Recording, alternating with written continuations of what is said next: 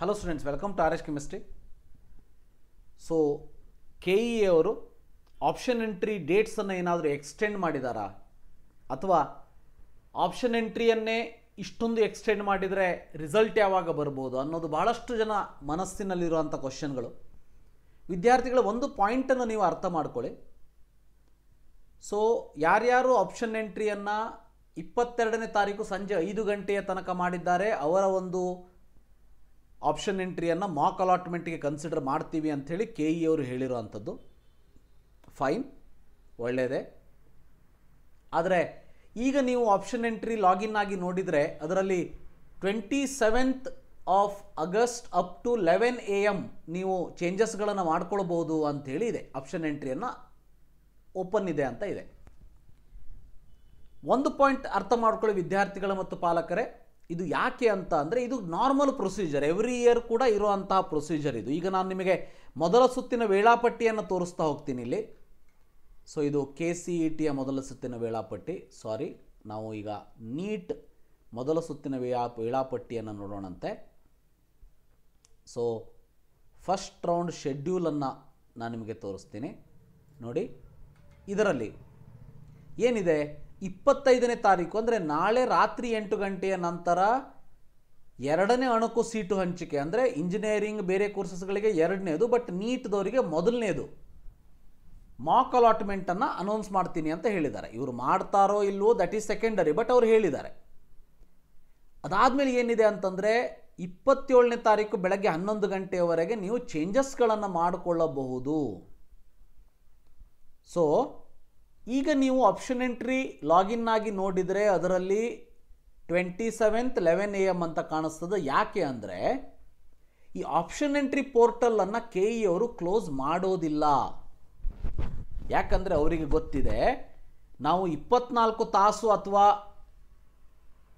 40 ತಾಸು ಅಥವಾ 30 ತಾಸು ಕೊಟ್ಟುಬಿಟ್ಟು ಲಕ್ಷಗಟ್ಟಲೆ ವಿದ್ಯಾರ್ಥಿಗಳಿಗೆ ಆಪ್ಷನ್ ಎಂಟ್ರಿಯನ್ನು ಮಾಡಿ ಅಂತ ಹೇಳಿದರೆ ಇದು ಸಾಧ್ಯ ಆಗೋದಿಲ್ಲ. ವಿದ್ಯಾರ್ಥಿಗಳು ಪಾಲಕರು ಪ್ಯಾನಿಕ್ ಆಗ್ತಾರೆ. ಆ ಕಾರಣಕ್ಕೆ 27ನೇ ತಾರೀಕುವರೆಗೂ ಎಕ್ಸ್ಟೆಂಡ್ ಮಾಡ್ತೀವಿ. ಆದರೆ ನಾವು ಕೊಡೋ ಮಾಕ್ ಅಲಾಟ್ಮೆಂಟ್ ಮಾತ್ರ 22ನೇ ತಾರೀಕು ಸಂಜೆ 5 ಗಂಟೆಯ ತನಕ ಯಾರ್ಯಾರು ಹಾಕಿದ್ದಾರೆ ಅವರಿಗೆ ಮಾತ್ರ ಅಂತ ಹೇಳ್ತಾ ಇರೋದು KE ಅವರು. ಒಂದು ಪಾಯಿಂಟ್ ಅರ್ಥ ಮಾಡ್ಕೊಳ್ಳಿ, ನಿಮಗೆ ಮಾಕ್ ಆದಮೇಲೆ ಚೇಂಜಸ್ ಮಾಡೋದಕ್ಕೆ ಅವಕಾಶವನ್ನು ಎಲ್ಲಿವರೆಗೆ ಮಾಡಿಕೊಟ್ಟಿದ್ದಾರೆ, 27th of August till 11 AM ಬೆಳಗ್ಗೆ. ಅದಕ್ಕೆ ನೀವೀಗ ಲಾಗಿನ್ ಆದಾಗಲೂ ತೋರಿಸೋದು ಇದೇ ಡೇಟ್ ಆ್ಯಂಡ್ ಟೈಮ್. ಯಾಕಂದರೆ ಅಲ್ಲಿಯವರೆಗೂ ಪೋರ್ಟಲ್ ಓಪನ್ ಇರ್ತದೆ, ನಿಮಗೆ ಬೇಕಾದಾಗ ಲಾಗಿನ್ ಆಗ್ಬೋದು, ಚೇಂಜಸ್ಗಳನ್ನು ಮಾಡ್ಕೊಳ್ಬೋದು, ಎಡಿಟ್ಗಳನ್ನು ಮಾಡ್ಕೊಳ್ಬೋದು. ಇಲ್ಲಿ ಒಂದು ಕ್ವಶನ್ ನೀವು ಕೇಳ್ಬೋದು, ಸರ್ ಹೀಗಾದರೆ ನಮಗೆ ಮಾಕ್ ಅಲಾಟ್ಮೆಂಟಿಂದ ಏನು ಗೊತ್ತಾಗ್ತದೆ? ಒಂದು ಪಾಯಿಂಟನ್ನು ನಿಮಗೆ ಹೇಳ್ತೀನಿ, ಮಾಕ್ ಅಲಾಟ್ಮೆಂಟಿಂದ ನಿಮಗೆ ಏನೂ ಗೊತ್ತಾಗೋದಿಲ್ಲ. ಸೊ ನೀವು ಹೇಳ್ಬೋದು, ಸರ್ ನೀವು ತಪ್ಪು ಹೇಳ್ತಾ ಇದ್ದೀರಿ, ನನಗೆ ಗೊತ್ತಾಗ್ತದ ಅಂಥೇಳಿ. ಬಟ್ ನಾನೊಂದು ಎಕ್ಸಾಂಪಲ್ ಕೊಡ್ತೀನಿ ನಿಮಗೆ. ಲಾಸ್ಟ್ ಇಯರ್ದೇ 520 530 ಬಿದ್ದಂಥ ವಿದ್ಯಾರ್ಥಿಗಳೇ ಒಳ್ಳೆಯ ಕಾಲೇಜ್ಗಳು ಸಿಕ್ಬಿಟ್ಟಿತ್ತು. ಅದ್ರ ಜೊತೆಗೆ 11 lakh ಸೀಟ್ ಕೂಡ 430 440 ಬಿದ್ದವ್ರಿಗೆ ಸಿಕ್ಬಿಟ್ಟಿತ್ತು. ಅಂದರೆ ಈಗ 440 ಬಿದ್ದಂಥ ವಿದ್ಯಾರ್ಥಿ 11 ಲಕ್ಷಕ್ಕೆ ವೇಟ್ ಮಾಡ್ತಾ ಇದ್ದಂಥ ವಿದ್ಯಾರ್ಥಿ ಏನು ತಿಳ್ಕೊತಾನೆ, ನನಗೆ ಮಾಕಲ್ಲಿ ಸಿಕ್ಕಿದೆ, ನನಗೆ ಫೈನಲ್ಲಲ್ಲೂ ಸಿಕ್ಕಿಬಿಡ್ತದೆ. ವಿದ್ಯಾರ್ಥಿಗಳೇ ಫೈನಲಿ ಗೊತ್ತಾಗಲಿ, ಮಾಕ್ ಅಲಾಟ್ಮೆಂಟ್ ಆದಮೇಲೆ ಫೈನಲ್ ರಿಸಲ್ಟಲ್ಲಿ ರಿಮೆಂಬರ್ ಒಳ್ಳೆಯ ಕಾಲೇಜ್ ಇರೋದು 570 ಮೇಲೆ ಸ್ಟಾಪ್ ಆಯಿತು. ಈವನ್ 11 ಲಕ್ಷದ ಸೀಟುಗಳು 495+ ಸ್ಟಾಪ್ ಆಯಿತು ಫಸ್ಟ್ ರೌಂಡಲ್ಲಿ. ಅರೌಂಡ್ 40 to 50 ಮಾರ್ಕ್ಸ್ ಡಿಫ್ರೆನ್ಸ್ ಆಯಿತು. ಯಾಕೆ ಈ ಡಿಫ್ರೆನ್ಸ್ ಆಗ್ತದೆ ಪ್ರತಿ ವರ್ಷ ಅಂತ ಅಂದರೆ, ಈಗ ನೀವೇ ಯೋಚನೆ ಮಾಡಿ, ಈಗ 1 ಲಕ್ಷ ಜನ ಇದ್ದಾರೆ, ಅದರಲ್ಲಿ ಭಾಳಷ್ಟು ಜನ ವಿದ್ಯಾರ್ಥಿಗಳಿಗೆ ಅವರು ಕೊಟ್ಟಿರುವಂಥ ಟೈಮ್, KE ಅವರ ಒಂದು ಯಾವ ಡಿಸಿಷನ್ಗಳು ಯಾವ ರೀತಿ ತಗೊಳ್ತಾರೆ ಅನ್ನೋದು ನನಗಂತೂ ಅರ್ಥ ಆಗೋದಿಲ್ಲ. ಈ ರಿಜಿಸ್ಟ್ರೇಷನ್ ಮಾಡ್ಕೊಳ್ಳೋದಕ್ಕೆ ಇಷ್ಟೆಲ್ಲ ದಿನವನ್ನು ಎಕ್ಸ್ಟೆಂಡ್ ಮಾಡಿರುವಂಥ KE, a very very important stage of the counselling is entering options into the counselling portal. ಅಂತಹ ಸಮಯಕ್ಕೆ ಅವ್ರು ಏನು ಕೊಡ್ತಾರೆ ಅಂತ ಅಂದರೆ 20ನೇ ತಾರೀಕಿನಿಂದ 22ನೇ ತಾರೀಕು ಬೆಳಗ್ಗೆ 10 ಗಂಟೆಯ ತನಕ ಅಂತ ಕೊಡ್ತಾರೆ. ಅಂದರೆ ಕೇವಲ 24ರಿಂದ 30 ತಾಸುಗಳ ಟೈಮನ್ನು ಕೊಡ್ತಾರೆ. ಅದರಲ್ಲಿ ಸಾಫ್ಟ್ವೇರ್ ಸೆಟ್ ಆಗೋದಕ್ಕೆ ಸ್ವಲ್ಪ ಸಮಯ ಬೇಕು. ಸೆಟ್ ಆದಮೇಲೆ ನೀವೇ ಈ ಒಂದಷ್ಟು ತ್ರಾಸುಗಳನ್ನು ಅನುಭವಿಸಿರ್ತೀರಿ. ಸೊ ಪ್ರಾಬ್ಲಮ್ಗಳನ್ನು ಫೇಸ್ ಮಾಡಿರ್ತೀರಿ. ಎಲ್ಲೋ ಲಾಗಿನ್ ಆಗೋದಕ್ಕೆ ಹೋಗ್ತೀರಿ, ಸೇವ್ ಮಾಡೋದಕ್ಕೆ ಹೋಗ್ತೀರಿ, 500 ಎರರ್ ಅಂತ ಬರ್ತದೆ, ಇಮಿಡಿಯೇಟ್ ಲಾಗಿನ್ ಆಗ್ತದೆ, ಲಾಗೌಟ್ ಆಗ್ತದೆ.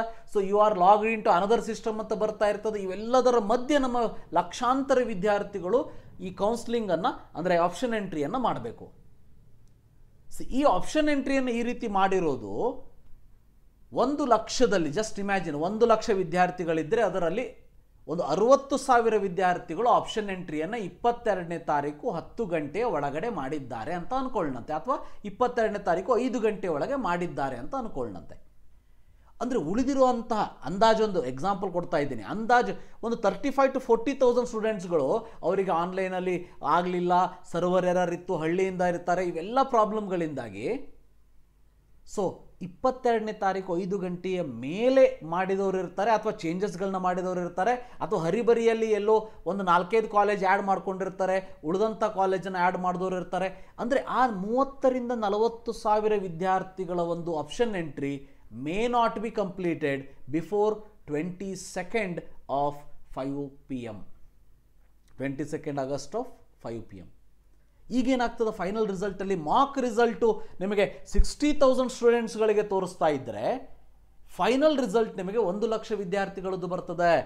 ಆ ಕಾರಣದಿಂದ ಪ್ರತಿ ವರ್ಷ ಮಾರ್ಕಿಂದ ಫೈನಲ್ಗೆ ಬಹಳಷ್ಟು ಬದಲಾವಣೆಗಳನ್ನು ನಾವು ನೋಡಿರ್ತೀವಿ.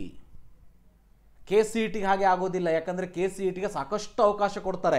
ಬಟ್ ನೀಟ್ ಅಂತ ಬಂದಾಗ ಯಾಕೆ ಈ ರೀತಿ ಆಗ್ತದೋ ಗೊತ್ತಿಲ್ಲ, ಬಟ್ ಬಹಳ ಕಡಿಮೆ ಸಮಯ ಸಿಗ್ತದೆ ಆಪ್ಷನ್ ಎಂಟ್ರಿಯನ್ನು ಮಾಡೋದಕ್ಕೆ. ಇಂತಹ ಸಂದರ್ಭದಲ್ಲಿ ಪಾಲಕರು ಮತ್ತು ವಿದ್ಯಾರ್ಥಿಗಳು ಪ್ಯಾನಿಕ್ ಆಗಿಬಿಟ್ಟು ಆಪ್ಷನ್ ಎಂಟ್ರಿ ಮಾಡಿದ್ರೆ ಸಾಕಂತೇಳಿ ಒಂದು 5-10 ಕಾಲೇಜ್ ಅಷ್ಟೇ ಹಾಕೊಂಡು ಕೂತ್ಕೊಂಡಿರ್ತಾರೆ.